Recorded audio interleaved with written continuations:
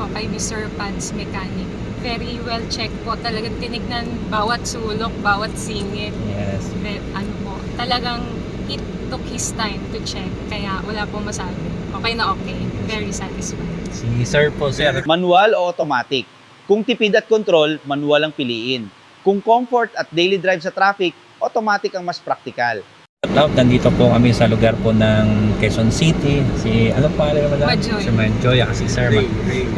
Mag-ama po sila. At meron po tayong tinignan na sa Suzuki Vitara dito po sa lugar po ng Quezon City. Katulad na sabi ko, ay madam, sasakyan nito ay nire-recommenda ko po na kunin nila. At ginamitan po natin guys na scanner. So in-scan po natin ang sasakyan nito. Okay naman, labas, loob. Okay rin po ang unit at mga makina niya, transmission, pintura, aircon, lahat ng accessories po ay okay.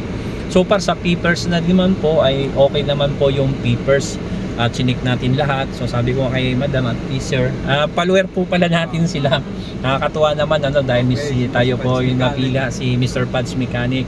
So ngayon guys, tanungin natin sila kung satisfied po sila sa pag-check po ni Mr. Pads Mechanic. Madam, ano po masabi po ninyo? Very satisfied po kay Mr. Pads Mechanic.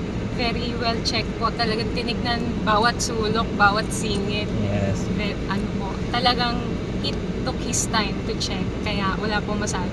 Okay na okay. Very satisfied. Si Sir po, Sir. Very professional po ang pag-check ni Mr. Pads, pati sa paghalap sa tao, pati sa may-ari. Okay naman ang pakikihalap niya, kaya wala akong masabi sa kanya. Number 1, Mr. Pads Mechanic. Yes. Thank you, Mr. Pads Mechanic. So, thank you rin po sa inyo guys. Kung gusto niyo po magpa-check ng yung second hand cars na choice, so Mr. Pads Mechanic, nandiyan po ating telephone number. Maraming pong salamat. God bless you. Yes, tawag lang po kayo. God bless you po. Yes po.